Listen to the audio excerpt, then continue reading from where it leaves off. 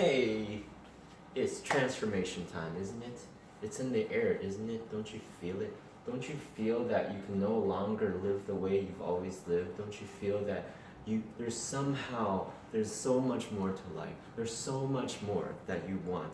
The interactions you have with people, the possibilities that you can create in your life. There's so much more. You know, the world seems becoming more and more chaotic and stressful. That is only if you pay attention to the news cycles and to media and to the information that we're being fed through the television, telling lies to our vision, right? But I think each of us is starting to feel within ourselves, in our heart, that there can be more peace, more freedom, more compassion, more kindness, more joy, and fun and gratitude. Now, how do we experience those things? How do we experience those things? For me, it does start with how we are choosing to relate to those aspects. You know, to really think about where we are in life, you know, the connections we have to the people in our life, and are they really nurturing relationships? You know, and I'm not just talking about relationships with people, our relationship with every aspect of our life.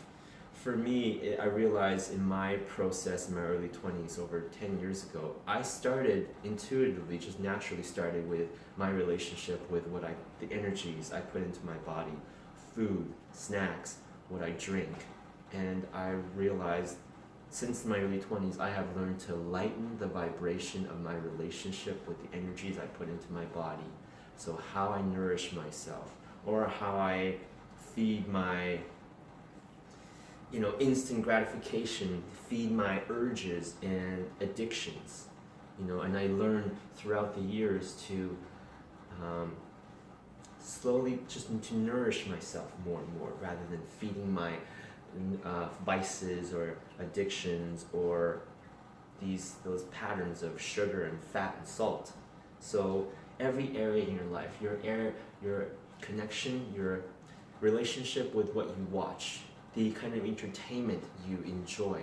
For me, I had to become, throughout my process of awakening and becoming more introspective and thoughtful about life, using both my logic and intuition, I started to notice the kind of entertainment that I would watch and how it would affect me. And I do realize that watching programs made in the vein to just sell, to sell immature masculine ideals, to sell machismo concepts, to sell, patriarchal ideas of what a good life is, the alpha male bullshit, to buy into the perversion of media, of entertainment, is not good for me.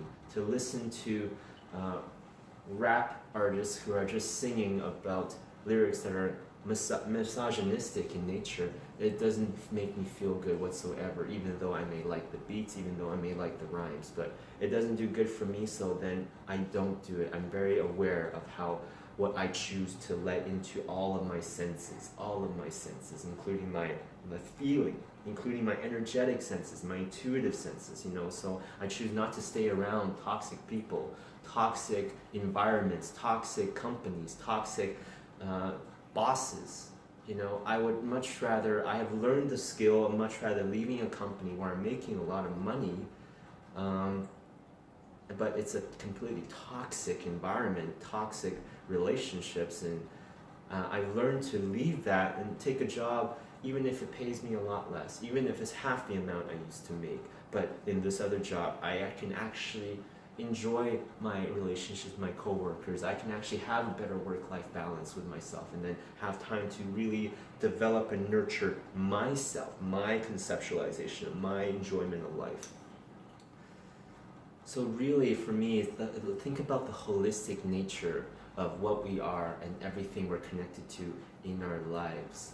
And once you start to become willing to become introspective, and you start to notice the areas of your life where it may not be giving you positive energy, but rather negative energy. Perhaps you have some friends who you realize after years of thinking that they were your closest confidants or friends, you realize that it's a pattern of, it isn't a fair pattern in that it isn't a nurturing pattern from both sides. Perhaps you're being drained, constantly being drained by a certain group of friends, or you feel you're always feeling you're negatively influenced by this group of friends. That's something to look at, and then you can then do some research on how to let go of toxic relationships, how to stand your own ground, how to actually build healthy boundaries. And healthy boundaries is such an important thing to build. I know most of my life, because I knew in my late teens or early 20s that I was very much a people pleaser, I would be inclined to be a doormat in a sense. I understood this, so I actually reverted to the other side and developed the habit of building many boundaries higher than I ever did in my teenage years. So I actually went to the other side and built a lot of boundaries, where in the process now I'm actually learning to let go of some of those boundaries and bring down some of the boundaries, because I know that I feel more secure within myself. I know I'm strong enough to not let toxic things, tethers, get to me. So, but a lot of people may be that they have really low boundaries, they have no boundaries, and because of their wanting to conform and be accepted and be part of the it group or the in crowd, you know, they never developed how to build any sort of boundaries. So they're always giving their power away, their energy, their abundance, their what have you, time. So something to look at in all those areas. And there are many tools to use. For me, started with healthy eating, learning about the foods and what kind of foods were actually good, realizing that corporation and government and industry were lying to most of us about what is really good for us, because they want to support industries that they're making money off of, and there's a lot of tax deductions for all these, because these politicians are being paid lots of money by the owners of particular corporations or industries. So realizing all these aspects of how we're being influenced or brainwashed or manipulated. And it's about understanding your physical body and how you like to move, not just being stuck with the habits you've been your whole life. In my early 20s, throughout my the first 2 decades, I never thought I'd get into yoga or meditation or Pilates or any sort of what I perceived in my teenage years as these weird, feminine, Caucasian, upper class activities, if you will, because I consider myself and my family was always like lower middle class, if that, and coming from mainland China, just like I had no connections that would be something that would be good for me. But in my 20s, discovering yoga, learning how to work out properly, you know, investing in equipment for the home so I don't have to go to the gym, you know, doing the due diligence and putting the money where my heart, where my well-being is. That's the key. Being willing to put the money where your well-being is and not have to do it like anyone else, but do it for yourself. You know, the kind of information or what you choose to entertain or spend time with as well, very important. The kind of movies, kind of television shows, you know, if you're watching a lot of fucking junk cable news and bullshit like that, pundits, talking heads with their just egoic opinions yapping each other, I don't see how anyone, if they're watching that regularly, how they become more peaceful within themselves, within their mind, their thought patterns, and actually then bring that peaceful energy into their hearts and their lives and their well-being. So think about all these various areas. The job that you are working, you know, you may be paid nicely, but is it draining you? Is it slowly killing you? Is the environment feeding you and nourishing you in any way? And if it's not, maybe consider, can you do something that will maybe not make as much money initially, but if you learn and do the due diligence to how to, you know, bring more states of well-being into your life. I've realized in my life, because I've done it, I've taken the energy and the time and the focus into putting in the well-being to myself, not just my career aspect, not just how much money I can make, because I know I could have tried to make as much money, but I wouldn't have enough time to really develop my consciousness, expand my mind, develop my health, learn how I would best like to live and be in a state of well-being. So continue to look at this, and for me, one of the best things is to learn how other people are doing it. Learn from everyone. But for me, there is no one person that I come across that I want to be like that in all aspects. Not at all. Now I realize every person that I learn from, there's a few aspects that I want to be inspired by. All the other aspects, yes, it's great, but maybe not for me. So I try all the various aspects of this particular teacher, a guide, or what have you, or inspirer, and I try it on, and I take the elements that work for me. It's not about any kind of dogmatic or box way of thinking. I need to be like this, exactly like that, to produce that kind of results. No, for me, it's learning exactly how my individual, my unique genius can be nurtured, and then nurtured to come through me and come into my heart and be expressed out through my voice and tapping into my third eye.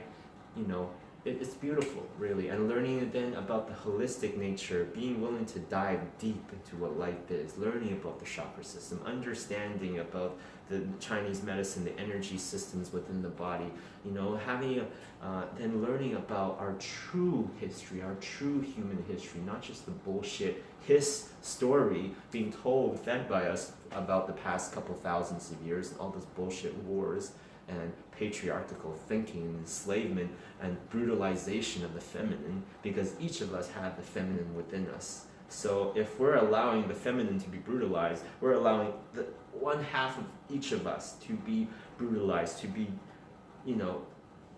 stuffed down and not seen, not heard. So for me, definitely it's about expanding the mind and expanding the conceptualization of the holistic nature of life, of you, of what you are, of who you are, of what the energy system is, and understanding, learning, and expanding. So it's a beautiful process. I mean, every single tool, for me, eating better, yoga, learning how to exercise better, learning to enjoy nature, doing the due diligence to go out there and connect with nature. I used to hate nature in my teens. I hated going outside, but throughout my 20s, slowly, bit by bit, I would start to enjoy walks in the park more. I spent so much time alone, so I became more and more at peace with the solitude, and especially within nature.